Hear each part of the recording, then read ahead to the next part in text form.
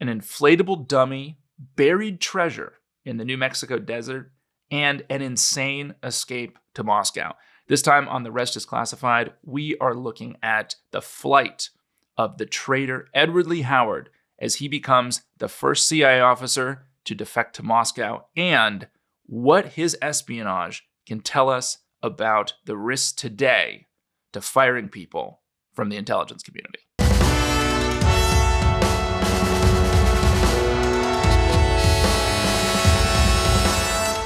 We neared the junction of Canyon Road and Old Pecos Trail near St. John's College in Santa Fe. This was where the road dipped, turned to the right with substantial hedges planted along the right side. As we came up to the jump point, I turned and looked at Mary. Her face was serious, and her eyes were moist with tears. Our marriage and our love were both on the line. "Goodbye, babe," I said, and Mary slowed to 5 miles an hour. I moved to the outboard side of the seat, flipped up the dummy, put my hat on it, opened the door, jumped out and shoved the door closed as I jumped. I tried to hit the ground running, but landed hard and rolled into the bushes. Well, welcome to The Rest is Classified. I'm Gordon Corera. And I'm David McCloskey. And that was Edward Lee Howard in his memoir describing a dramatic moment we're going to be coming to in this episode. It is not the best piece of prose ever written, is it, David? It makes me want a shirt that has his face on it that just says "Goodbye, babe" on it.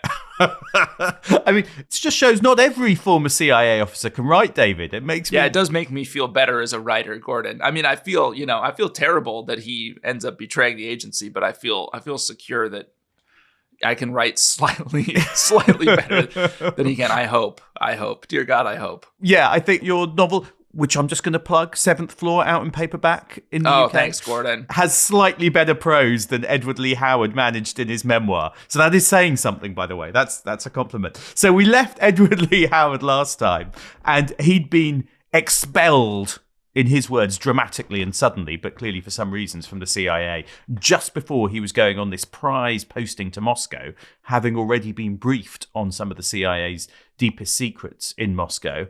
And it's fair to say he's going to seek out his revenge as his life kind of spirals out of control. And there's plenty of drink and drugs last time, and there's going to be more this time. So if you're playing the drinking game, the Edward Lee Howard drinking game, get ready. Which is a hard game to play, I guess, in the way we've done it, because we're not actually talking about specific moments where he's actually taking a drink of something. So it's just sort of a general, make yourself a nice drink, but don't do anything stupid, we would say, as we're not encouraging illicit behavior or irresponsible behavior on this podcast. So he's in shock, isn't he? He's been thrown out the CIA and he's in a bad way, isn't he, David? He's in a bad way, and he's going to be in an even worse way, Gordon, because he's moving to Albuquerque, New Mexico.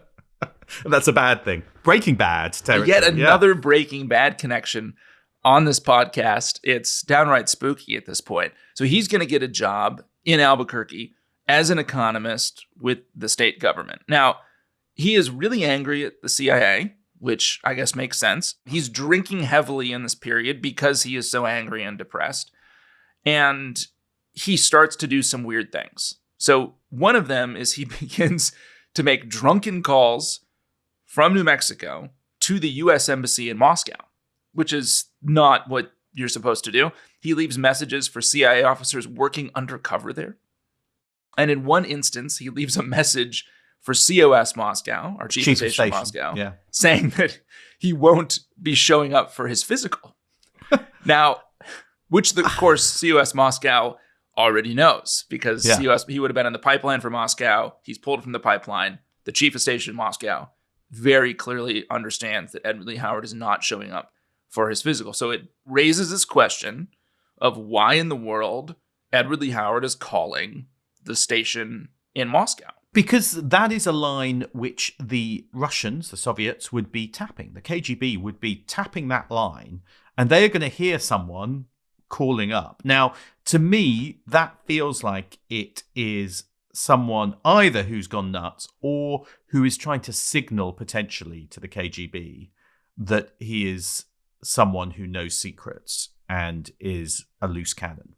So to me, that feels like he's already got this idea when he's doing that that he wants to either approach the KGB or be approached by the KGB. Because, I mean, I know with, for instance, Oleg Gordievsky at one point has a phone call, I think, with someone in which he says something deliberately kind of suggesting he is unhappy with Soviet policy. I think it's after the Prague Spring. And he does it knowing the line is tapped, hoping that it will get attention to him. So I feel like Howard is doing this at this point.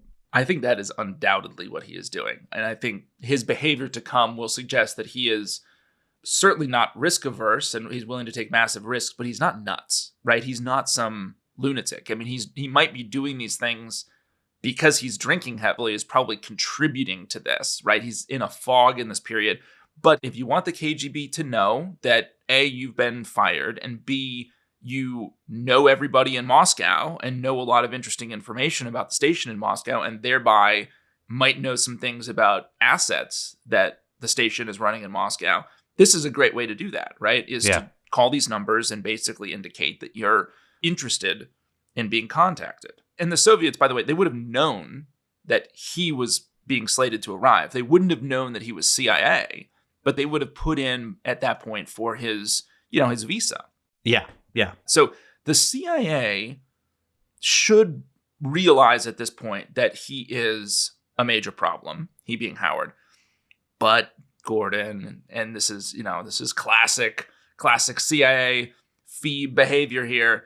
The CIA doesn't tell the FBI, right? They don't tell the Phoebes. Don't tell the Phoebes. Because they don't like them. They don't trust them. They don't want to tell the Phoebes, right? They don't want to admit. I think they don't want to admit they've got a guy who's a problem. And that's going to come back to bite them. So Edward Lee Howard has put out this kind of come get me notice to the KGB.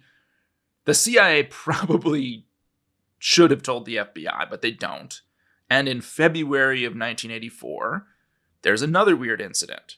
So, like all good nights in New Mexico, it starts with Edward Lee Howard having about 6 beers at a bar and planning to go shooting, right? Because that's obviously what you would do after you drink 6 beers. We should also note Edward Lee Howard is a bit of a gun nut. He's a gun enthusiast, which would not be uncommon. Living in the American West, certainly, right? But he's very drunk. He's wasted. He goes to a bar, which is also a fun thing to do, I guess, after you have 6 beers in Santa Fe. So he goes to a bar and he stares at another gentleman's girlfriend in what seems like a very leering and suggestive way. And then he follows this couple out of the bar, tailgates them as they're driving home. And I guess Edward Lee Howard is also driving his car, which seems ill-advised. These guys drop the girl off. And then, of course, because Howard has been following them, they're like, what is this guy doing? They have a confrontation in which Howard pulls out a .44 Magnum, which is the Dirty Harry gun, by the way. From the film, the Clint Eastwood film. And apparently, Edward Lee Howard says, and here Callum should get his bleep gun ready, he says, this is a Magnum, and I don't give a And then he threatens the guys, and he asks where the girl is, which also seems insane. And the guys initially try to back off because, of course, this lunatic has just pulled the Dirty Harry gun on them. But Howard trains the gun on him. There are shots that end up getting fired. Howard ends up in a headlock. The gun gets taken, and one of the guys apparently hits him on the head with a rock. I like the fact, even though he's the one with the .44 Magnum, he's the one who ends up in a headlock. He loses the fight. The mid-'80s are sort of a dark period for Edward Lee Howard, I think. This is a rough patch. This is slightly spiraling out of control, isn't it? I mean, he's gone from CIA officer to Moscow to a drunk to getting into a fight with with people, and these guys work at Pizza Hut. He's getting in a drunken brawl with Pizza Hut employees. But it is a really important moment in Edward Lee Howard's journey to eventually commit espionage, because I think his secret self, in some ways, bursts out into the open, right? In public at this point, he's an economist working at the state government of New Mexico. He's drinking too much, but he's a respectable guy in the eyes of pretty much everybody in the community, right? At this point, like, nobody knows why he's left the CIA. His resume wouldn't even say CIA. Yeah. Nobody would have any clue that he had been fired. And now all of a sudden, he's gotten into a brawl with a gun with Pizza Hut employees out in the open. And he gets 5 years probation. And I really think that what comes next maybe doesn't happen without the fight and the arrest, because the CIA then reach out and offer psychiatric care. There's a court-appointed psychologist who delivers a treatment plan to Edward Lee Howard that apparently includes deep breathing exercises and self-hypnosis, which he probably needs because at this point, Howard's in-laws have moved in with him for like months, and they'd moved in prior to the arrest. So this home environment can't be great. He's got his in-laws there. He's got a young kid. You know, he's been fired from the CIA. He's drinking way too much. He's under a lot of stress. He ends up having to borrow $7,500 from his in-laws to pay the kid whose car he's shot up and to pay for his own therapy, his court-ordered therapy, right? So this is a bad sitch, Gordon.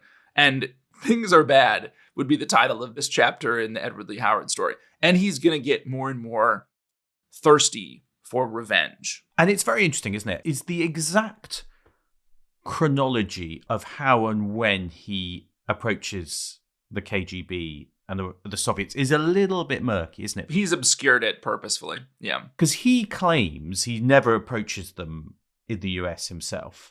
And he, I think, admits at one point that he sits outside the Soviet consulate in Washington in October 83 debating whether to go in or not, which is... It's an odd thing to do. Which is an odd thing to do. And he claims that he didn't go in. But, you know, his claims that he never contacted them in the US are slightly contradicted by the memoir of a KGB officer based in the US, Viktor Cherkashin. You always got to be slightly careful about KGB memoirs. But he seems to suggest that there was a contact that Howard actually does walk in. So I think the indications are that he is going to kind of walk in, even if he's going to deny it. Well, in that chronology, which I think makes some sense, Howard may have sent the signals and maybe nothing happens. And so he essentially walks in to the consulate in DC. And frankly, he would have known, I think, Gordon, probably the surveillance, or maybe would have had some insight into the surveillance schedules that the FBI may have had on the consulate. So he could have timed walking in when there wouldn't have been FBI eyes and ears outside to see what's going on outside, right? And so he's particularly uniquely positioned to walk in to the Soviet consulate than anybody else, right? And that would have been a great way to kind of make the KGB aware of what he wanted to do. And it's a huge moment, isn't it? Because he is going from suggesting he might be interested to actually crossing the line from being a kind of dropout who's a huge mess to being a traitor.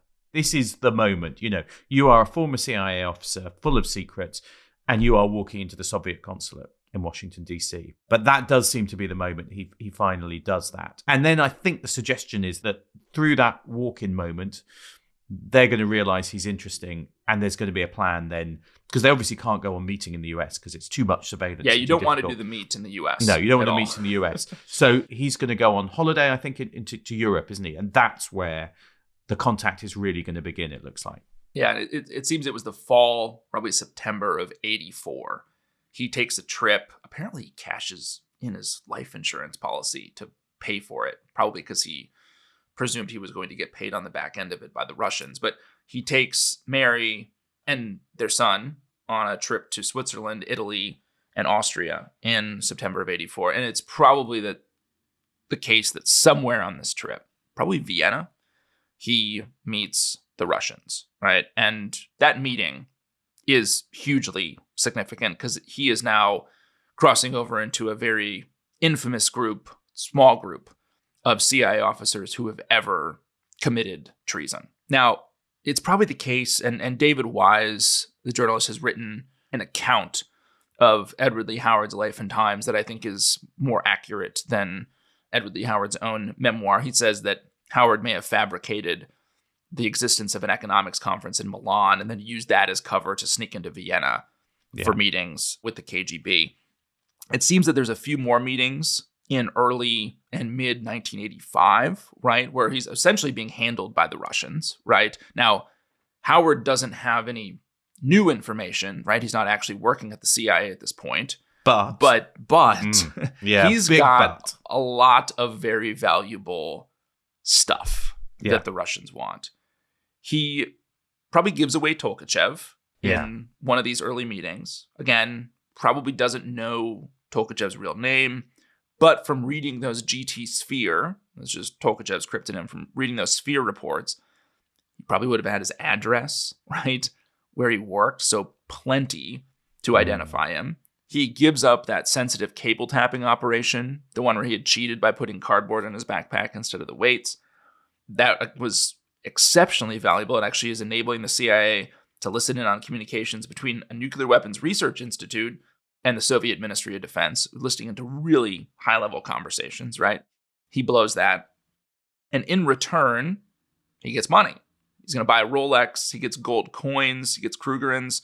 He opens a Swiss bank account that's later found to have $150,000 in it. And to put that in perspective, it's about maybe 4 times what he's earning annually as an economist with the state government of New Mexico. So, it's a big chunk of change in the mid-'80s.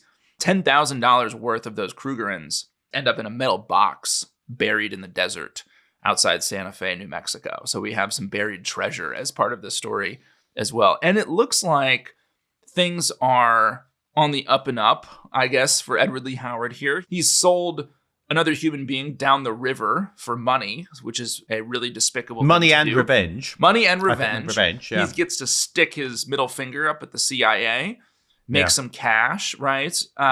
And the CIA, of course, at this point know that he's deeply troubled, but the CIA doesn't know what he's doing. But then, in August of 1985, a KGB officer named Vitaly Yurchenko defects in Rome to the CIA. And one of the very first questions that's going to be asked in any debriefing of a Russian intelligence officer who's come over to our side is, do you have any information about penetrations of our service, right? So do you know of any KGB penetrations inside the CIA? And Yurchenko says yes. Now, he doesn't know Edward Lee Howard's name, but he says that a CIA officer codenamed Robert had volunteered in the fall of 1984. He doesn't know his real name, but he knows that this Robert had met the KGB in Vienna in the fall of 84, and that the officer had been preparing for, this is critical, the officer had been preparing for a posting in Moscow, but had been taken off that assignment and fired. Well, that's okay, so kind of narrows things down a little bit, it does. It's not going to take a counterintelligence genius. It's not going to take George Smiley to work out that it's Edward Lee Howard. I mean, that is as good as a smoking gun as you can get in this kind of investigation, isn't it? I mean, he totally fits the description. That's right. And now the CIA finally tell the thieves what's going on. But of course, at this point, he's already done his damage. By September of 85, so a month or so after the agency has learned that Howard has in fact spied for the Russians, the FBI puts him under surveillance at home and they tap his phone. And so the CIA are telling the Phoebes that Howard had been training for Moscow and that he had gone through, this sort of rigorous denied areas operations course where he's trained against some of the most elite FBI surveillance and counter-surveillance groups in the Bureau, right? And so they're saying, look, you need to put your best people on this. And the Bureau has the surveillance crew known as the Gs. I think the full acronym is SSG. It's like the Special Surveillance Group. Howard would have trained against them in the denied area operations course. And the CIA says, you got to put the Gs on it. The FBI doesn't, I think, do that. They don't take this quite as seriously as the CIA seems to think they should. And also probably the Phoebes are pissed because the CIA has been sitting on this. And when they look at the chronology, they're probably thinking, well, this guy's already been out for a few years. I mean, you could have told us, but you didn't. It ends up being the case that Howard spots the surveillance right away, right? Like right away. So Howard mentioned seeing a green sedan in his neighborhood, driven by a young guy with a baseball cap who looks like he's watching him. He's kind of cruising slowly past Howard's house. Apparently it looks really angry when he's staring at Howard. So Howard, instantly is like, okay. It's almost comic. It hasn't, something has gone wrong. The Phoebes are watching me. But, and here's the problem, is that there's not enough information that the FBI can use to prosecute Howard. Yeah, because I suppose all they've got is Yurchenko's lead and tip off him, rather than any actual evidence of of money or secrets being passed, which you need to prosecute. That's right. So they know it's him, but they don't have anything to get him with. This, dear listeners / watchers of our show, is another point where Gordon Corera in the notes said, let's not get hung up here on the legalese because I have a paragraph on the Espionage Act. But I'm gonna do it for spite anyway. Do it. It's Gordon looks so sad right now for the people not watching on video. He hates when I talk about the Espionage Act and Osama bin Laden's wives. But the Espionage Act makes it hard to convict in espionage cases. And it simply is because you have to basically demonstrate intent to commit espionage. And it means that they have to catch him in the act, right? Because the Yurchenko information, if you're the CIA, do you want that in the courts? Do you want Yurchenko to actually stand up and testify? Absolutely not, right? I mean, it's not going to happen. So the bar is really high. The Phoebes need to prove intent. And what they decide to do is hope that they could actually get him to confess. So the Phoebes bring Edward Lee Howard into a meeting at the Hilton Hotel in Santa Fe. And they show Howard a picture of Oleg Gordievsky, who has just defected to your island, Gordon, to Britain. And it's interesting because they're going to suggest to him that Gordievsky knew about Howard and has revealed that Howard's a spy. Now, that's actually not true. So they're bluffing, but they're using the fact Gordievsky is kind of out and it's public that he's out to try and kind of pressure him. So it's bluffing him, basically, to try and get a confession from him. But he doesn't crack, does he? No.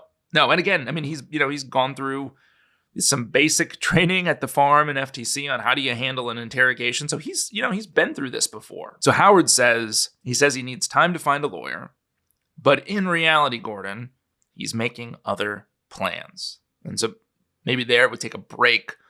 And when we come back, we'll see how Edward Lee Howard makes his great escape. See you after the break.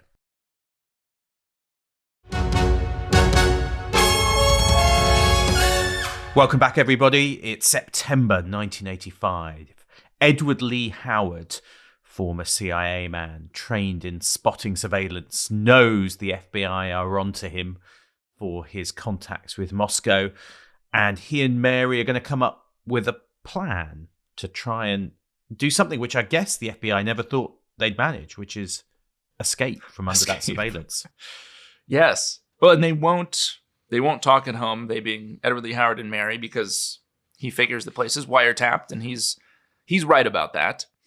And he and Mary, though, start taking walks around the neighborhood, and they cook up a plan. And we should say here, just a note on Mary, which is she becomes an accomplice in this plan, but it's pretty unclear what, if anything, she knows about his espionage and what he's actually done. I think given his behavior in other parts of his life, he's probably lied to her too, or covered up elements of the truth. But in any case, she becomes an accomplice in his effort to escape. So they set this plan, and on the 20th of September, Edward Lee Howard delivers what his boss at the state legislature said was a really well done collected briefing with all kinds of charts and graphs on the economic outlook for the state. So this guy is he's not like crumpling under the pressure here, right? No. He's doing a really good PowerPoint. Great PowerPoint in the midst of adversity, right? But meanwhile, at home, Mary is preparing a dummy, which is a crucial element of the plan. And there's a great quote from Howard's autobiography where he says, Mary had a white styrofoam head she used to put wigs on. I got a broomstick and cut it to a meter and took a coat hanger and wired it to the pole. For the hair, I used a brown wig I had for my agency training, which, just as a side note, Gordon, you're not supposed to take the disguises with you when you leave. Okay, that's also frowned upon. So his More petty theft. thievery knows no bounds. The dummy required some clothes as well. I put a Calvin Klein field jacket on the dummy. Listeners might wonder why in the world they're preparing a dummy. This is a piece of spy tech that they're building called a jack-in-the-box, which is actually being used at this time by case officers who were handling Adolf Tolkachev, the spy that he gave up, in Moscow. And it is a really wonderful and colorful piece of spy tech, which has its origins, like the Office of Technical Service, the spy gadget people at the agency, originally built one of these by going to sex shops in DC and getting dummies to kind of construct the initial model. That's what they told their bosses, at least. That's right. Why have you been going to all these shops? It's for work, sir. Again. But the dummy was constructed basically so that if a case officer is conducting a surveillance detection route in Moscow and they happen to be in a vehicle, if they can get into the gap, meaning they've got even 10, 15, 30 seconds where they know that they're not under surveillance because they've taken maybe a hard turn or whatever and the surveillance team is behind them, the case officer could bail out of the car and this dummy could be inflated. And they worked out very interesting ways to get them to inflate out of briefcases or, cakes and things like that. So it would inflate and it would look like there's somebody still in the car, right? Yeah. And so even though the case officer has bailed out, right, Yeah. and is going to go take the meeting. So this is exactly what Mary and Edward Lee Howard have built in New Mexico for their escape, right? So they've built this jib, this jack-in-the-box. And so on the night of September 21st, 1985, Edward and Mary Lee Howard go have dinner at a restaurant, right? This is right after he'd given that wonderful PowerPoint briefing. When they leave, Howard disconnects the brake lights from the car. So you won't be able to see when they're slowing down to have him jump out and inflate the dummy. Mary's driving. Now they've drawn out a choreographed route for exactly how they're going to drive home from the restaurant. And this is when Edward Lee Howard rolls out of the car and the dummy in the Calvin Klein field jacket pops up in the passenger seat because they think at this point that the FBI team, when they're going around this curve, won't be able to get a clean view of Edward Lee Howard rolling out of the passenger seat. So, of course, he says, "Goodbye, babe." Goodbye. That's wonderful. Right. Wonderful line. And then he jumps as the car turns and hits the ground running and lands hard, he says, and kind of rolls into the bushes. This is the tragedy of this, Gordon, is that even though we all know from the Snowden series, Gordon, that you love a good defector to Moscow, but I don't think even you are on team Eddie Lee Howard here, right? He's not my kind of guy. Neither of us want this guy to win. But after all of this, you kind of maybe hope that it's at least going to matter. And here's the frustrating part, right? Is that the FBI they're nowhere to be seen that night. They're not following him. Because they're not following him. They had failed to even spot that the couple had gone out for dinner. Okay.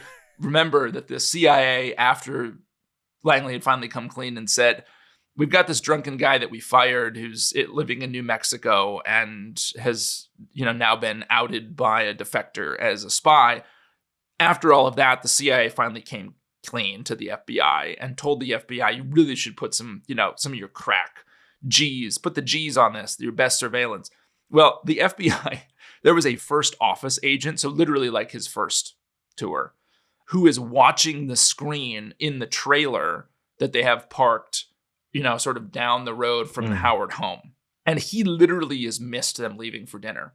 Like he was looking down when they drove out of the driveway or something like that. So what that means is the whole Jack in the Box, the "Goodbye, babe," the Calvin Klein jacket, all for nothing. He didn't even He could have just driven away. He could have just driven away because they totally missed it. I know. And it's really, from a storytelling standpoint, it kind of sucks. But it's just the reality of it is the FBI were nowhere to be seen. So Edward Lee Howard has rolled out of the car.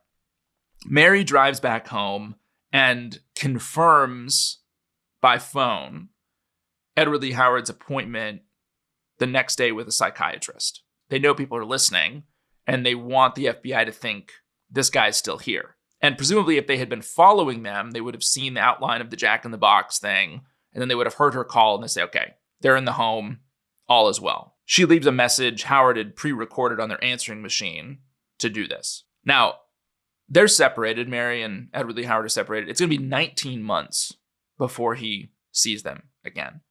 Now, Howard has recovered from his 5-mile-an-hour roll out of the car. He goes to his office, and then he takes a hotel shuttle for the Albuquerque airport, which literally stops at the Hilton Hotel on the way, which is where the FBI are staying. So he's in a van. So he's like probably crouching down in this airport shuttle, which is idling outside as these FBI guys are hanging out in the lobby. It's a terrible situation. He flies to Tucson and catches a plane to St. Louis, where apparently, at least according to his autobiography, he's seated on the plane next to Lee Marvin, who is the kind of like hard-boiled tough guy actor from the Dirty Dozen. And they talk about The Hunt for Red October, which is a book that's just a small book that's just been released that year. So he chats up Lee Marvin. He's having a great time, probably has a few drinks. And then he connects St. Louis, I think, to New York, and then he's gone. Leaves the States. And basically, by the time the Phoebes and the CIA know that he's gone, he's in Helsinki. Yeah. He's in Finland. Now, Howard has claimed that the first time he contacts the KGB is at the Soviet embassy in Helsinki, Finland. Which we don't buy, do we? No, well, I mean, it's just, there's not even a debate to be had, right? I mean, it's just a total fabrication, right? Yeah. And so he is then smuggled across the Finnish border into Russia. And it's kind of the mirror image of, we talked about Oleg Gordievsky earlier. It's kind of the mirror image of Gordievsky's exfil, just going the other direction. Yeah, which has happened literally a few months earlier, you know. Yeah. And we're going to do the Gordievsky series and the story about it later on this year, because it is an amazing story, and Gordievsky just died. But that's right, Gordievsky goes out of the Soviet Union in the boot of a car, and, you know, in the meantime, a few months later, Edward Lee Howard's going into the Soviet Union in a boot of the car. And he kind of describes it in his memoir, doesn't he? He talks about, you know, the barking dogs at the border, and he's kind of prepared to be pulled out by the guards at the border. And then eventually he climbs out when he's got into the Soviet Union, and he's welcomed into the arms of a tall, elderly man with a mustache and glasses who wears a black derby hat. "I am General Vitaly Alexandrovich," he said. "I welcome you to the Soviet Union," which is a suitably dramatic way of arriving in the Soviet Union. But by this time, the CIA and the Phoebes have realized they've got a problem, haven't they? Yeah, and there's lots of finger pointing, of all inevitably. The sort of anticipated Imagine the ways. CIA and FBI blaming each other. Imagine that. Yes, exactly. It's hard. It's Whose hard to fault picture, is it? Isn't it? It's you could just imagine the argument going like, "It's your fault for not telling us about him earlier and what he was like. It's your fault for not putting a better surveillance team on it." I mean, there's plenty of blame to go around. Who do you blame the most, Gordon? I mean, I guess you can track it back and you can go, the CIA should have worked out he was a bad one earlier and dealt with it. But by the time the FBI know that he is a spy and a traitor, you'd think you'd have pretty good surveillance on him. But I guess it's just a bit of complacency. I blame the FBI. That's a surprise. Surprise, David. Surprise. Yeah. I lay the blame at once an agency man. The feet of the Phoebes. But meanwhile, Edward Lee Howard is in Moscow. He's going to get looked after, isn't he? He's going to be put in a safe house, fed caviar, smoked salmon. Claims he's going to meet the head of the KGB. They'll show him pictures to identify a whole raft of other CIA officers, right? I mean, and we should make a note here, Gordon, that in the episode or bonus episode for Declassified Club members that will drop on Friday, we're actually going to interview one of those CIA officers who was betrayed by Edward Lee Howard. So we'll talk to one of those people on the other end of this man's decisions. But Edward Lee Howard basically, in his revisionist history of all that happened, says, I didn't give any details of assets. You never knew them. Claims, he only gave details anyone could have gotten from a Le Carré novel, which again, I think is also total bunk, right? Yeah. He's probably already at this point, in order to have earned passage into the Soviet Union, he's probably already given them the most valuable information he's got, right? That would make sense that he would have done that in some of those meetings in Europe in the fall of 84 and early 85 before he leaves.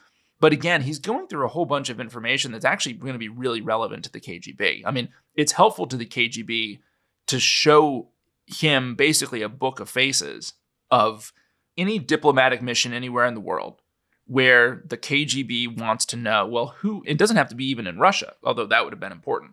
They could have shown him pictures of every State Department officer that is working at the embassy in Bogota. And he could say, well, okay, yeah, that's Jack Smith and that's Jane Doe, right? Like that's valuable for the Russians, right? So he's still giving them useful information. And now he gets a new life, I guess, in Russia, which seems to involve, from his own memoir, caviar and women.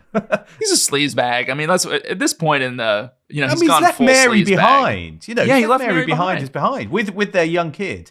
And yet, when you read his kind of memoir, it's like he keeps mentioning, well, I was provided an attractive blonde, mid-20s translator called Anna. Then another woman is provided to him, clearly by the KGB, to accompany him on his trips around the Soviet Union and clearly designed to seduce him. Then another attractive woman is put in his path when he goes to Ukraine. There's probably information they know that he wants to withhold, and they figure if he's got kind of all the typical vices, I guess, right? So they just kind of push women and alcohol and find food and, kind of make him feel special when he sits down in front of KGB officers.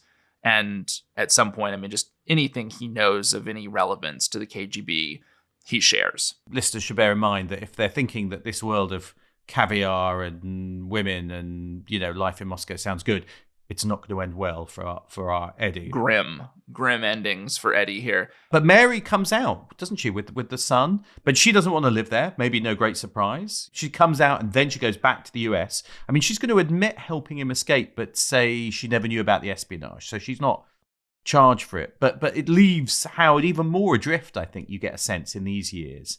He's kind of bored. He starts partying hard. And also he kind of moves around from his memoir. He moves around the whole Soviet bloc, doesn't he? Trying to find a place. I mean, it's amazing where he ends up going. He goes to kind of Prague. He looks at Cuba, Budapest. It's that restlessness that we talked of at the start, isn't it? He can't settle anywhere. No, exactly. I mean, it's kind of the same story, just on the other side of the Iron Curtain. I mean, a group of Americans who were visiting Moscow in 1990 saw him. There's reported seeing a drunken American in a dollar bar accompanied by a burly set of bodyguards. He was making a nuisance, offering to buy them drinks and trying to chat them up about football. Howard says, look, I love my country, but frankly, with the FBI and CIA, I'm at war, right? And he'll write in that memoir that he never intended to hurt his country, but I was never responsible for the arrest or death of anyone, which is garbage. He kind of has painted himself in his own revisionist understanding of the world as a victim, right, of these agencies, as opposed to somebody who did sort of, unbelievable damage to the American espionage business. Yeah, and the reality becomes pretty kind of sad and pathetic, doesn't it? David Remnick, who's now the editor of The New Yorker, but was then the Moscow correspondent for The Washington Post, interviews him in October 1990, and he says, life imitates trash fiction. This spy novelist certainly hopes so. That's right. He finds Edward Lee Howard playing computer games and reading Len Deighton, good novelist, and also drunk all the time. Yeah. As the day went by, the character seemed to drain out of Howard. He seemed to get bored with himself, bored with his story. I mean, I love that. He's even bored by his own story, by his own life story that he's trying to project and tell. I hope that we've told it in a better way than he did himself. Yeah. I think this is, unfortunately, how it ends up for all too many defectors. You spend time talking to some of the agency officers who work with this group called the National Resettlement Operations Center, NROC, which is basically in charge of kind of helping defectors come into the States. They're essentially in some form of like witness protection, but how do you then acclimate? How do you get jobs? How do you learn the language? How does your family adapt? And a lot of the stories are just really sad. A lot of substance abuse, a lot of people who were really, really important from whence they came, but are no longer, right? Yeah. And who are totally out of the action. And I mean, in some cases, it's like, crazy stuff like getting in drunken fights at Red Lobster and things like that. And then you got the agency having to come in and try to work it out with the police. And it's bad. I mean, I think it doesn't turn out well for a lot of these assets. Yeah. And so Howard is going to write a memoir, and he calls it Safe House. It's actually a pretty good name. It's that's a good not name, a bad. yeah. It's not a bad title. Yeah, it's not so safe though. Yeah, right? but it is not so safe because, he implies that's where he's going to spend the rest of his life, looking forward to the future, leaving the past behind. But yes, the safe house doesn't turn out so safe. He has a fall down the stairs and breaks his neck on July 12th, 2002. Man, people falling in Russia left and People right. falling in Moscow. I know, and breaking their neck. What do we think? You have a What do very you think? suspicious air about you, Gordon. Those scare quotes you used Yeah. on fall. You think someone killed him? No, I don't know, actually. I mean, by 2002, he's totally useless, right? Yeah, I think it is entirely plausible. Let's remember he is drunk all the time. Yeah. So I think it is entirely plausible that he is so drunk he just falls down the stairs. So I think that is plausible. I think so is suicide or something like that. Yeah. Less plausible.